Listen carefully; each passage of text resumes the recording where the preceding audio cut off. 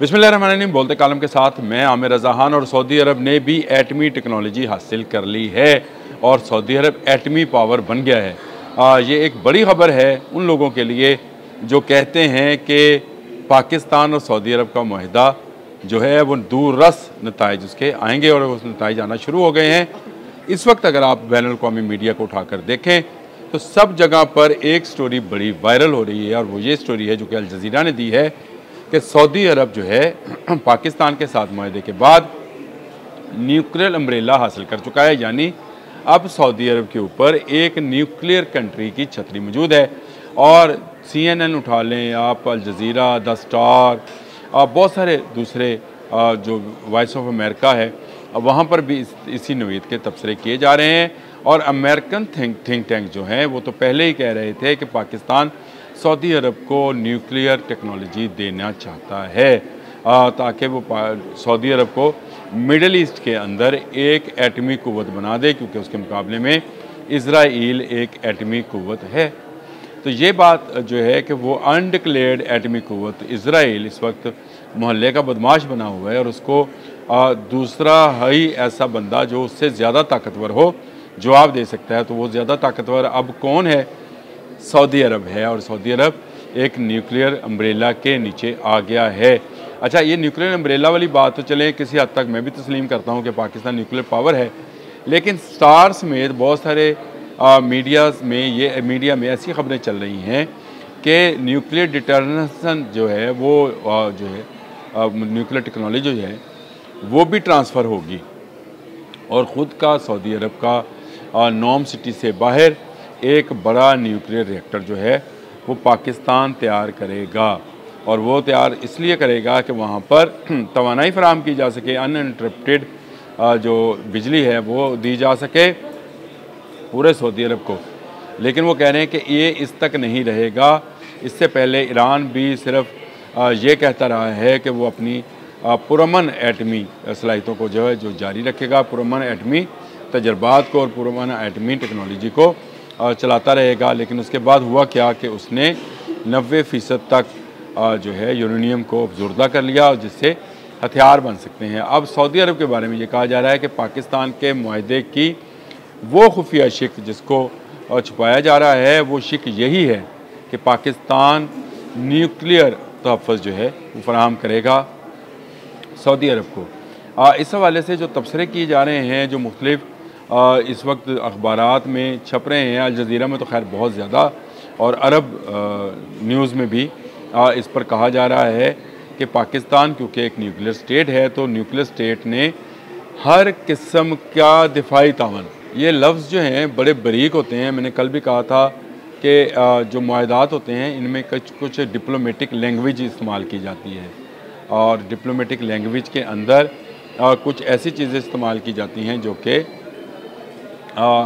उनको समझना ज़रा है आम फहम लोगों के लिए मुश्किल होता है। लेकिन आप एक मुआहदे की शिक में अगर आप ये कहें कि हर किस्म का दिफाई तावन, तो हर किस्म के दिफाई तावन में रवायती हथियार भी आते हैं, न्यूक्लियर हथियार भी आते हैं, फ़ज़ा भी आती है, समुंदर के अंदर ज़ेर समंदर भी आती हैं चीज़ें।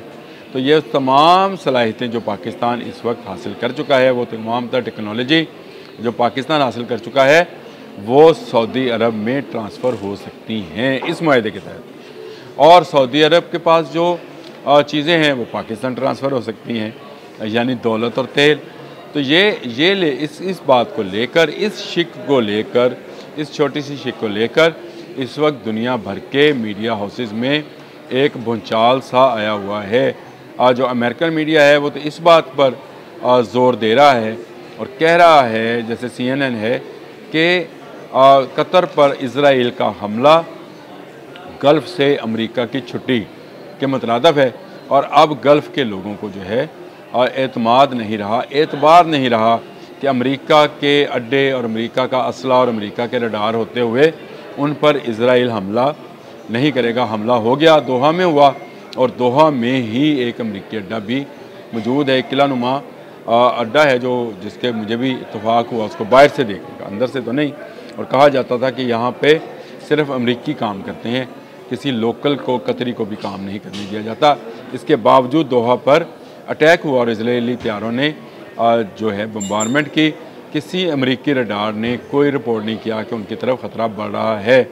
इसको लेकर कतरी जो हैं वो काफ़ी परेशान हैं, लेकिन सऊदी अरब ने इसका हल ये निकाला कि उसने हाथ मिला लिया किससे, पाकिस्तान से हाथ मिलाया, और इस तरह सऊदी अरब अब गल्फ़ में पहला एटमी मुल्क बन गया, एटमी कुव्वत बन गया है, जिसको एक ऐसे मुल्क के साथ जिसका दिफाई माहदा है, स्ट्रेटजिकली दिफाई माहदा, जो न्यूक्लियर डिटर्नेंस रखता है, यानी न्यूक्लियर हथियार रखता है, न्यूक्लियर वेपन्स रखता है। उसके पास ऐसे मिसाइल हैं जो न्यूक्लियर वारहेड ले जाने के काबिल हैं। उसके पास ऐसा क्रूज़ मिसाइल है जो कि बाबर के नाम से है, जो आप दो से फायर किया जा सकता है, रवायती और न्यूक्लियर हथियार ले जाने की सलाहियत रखता है। फिर उसके पास फ़तेह और शहीन के नाम से सीरीज़ हैं, हतफ़ है, और सबसे बढ़कर अबाबील है, जो कि बहुत ज़्यादा ऐसे हथियार ले जा सकता है जो मुख्तलिफ़ शहरों में बेयक वक्त गिराए जा सकते हैं। और इसके अलावा पाकिस्तान मज़ीद टेक्नोलॉजी पर काम कर रहा है, जिसमें शहीन 4 भी शामिल है और JF-17 थंडर 4 भी शामिल है, और इन पर लगे मिसाइल भी, जो इन पर लगे वार हेड भी, मिसाइलों पर लगे वार हेड भी जो हैं वो भी एटमी भी हो सकते हैं, रवायती भी हो सकते हैं। तो इनकी मौजूदगी में तो कम अज़ कम इसराइल का तो बिल्कुल ऐसा हौसला नहीं होगा कि वो पाकिस्तान की तरफ मैली आँख से देख सके, लेकिन अब वो गल्फ़ में सऊदी अरब की तरफ भी नहीं देख पाएगा, क्योंकि एक न्यूक्लियर अम्ब्रेला जो है, मैं ये कहूँगा कि अखबारात के जो लिंक्स हैं वो भी शायद अगर पोस्ट हो सकते हैं तो मैं अपनी टीम से कहूँगा कि वो भी पोस्ट कर दें। तस्वीर बहरहाल मैं साथ पोस्ट करवा लेता हूँ, ताकि आप भी जाकर पढ़ें कि इस वक्त दुनिया में पाकिस्तान और सऊदी अरब के मुआहदे को लेकर कैसा बवेला मचाया जा रहा है।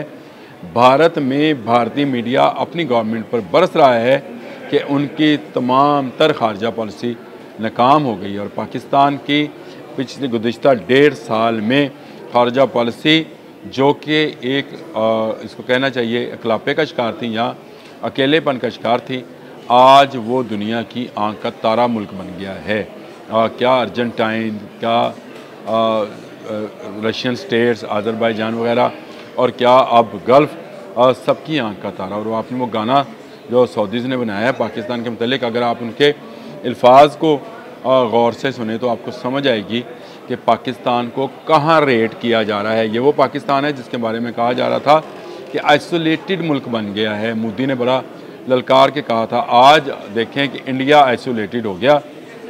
अमेरिका ने उस पर चाबहार वाली पाबंदियाँ भी लगा दी। इस पर हम अलग से एक वीलॉग करेंगे, क्योंकि ये बहुत अहम है। चाबहार क्यों अहम है और क्यों ये पाबंदियाँ लगी और क्यों ईरान इस पर नहीं बोलेगा, उसकी वजह हिंदुस्तानियों का अपना तर्ज़ अमल है जो उन्होंने ईरान इसराइल वार में अपनाया था।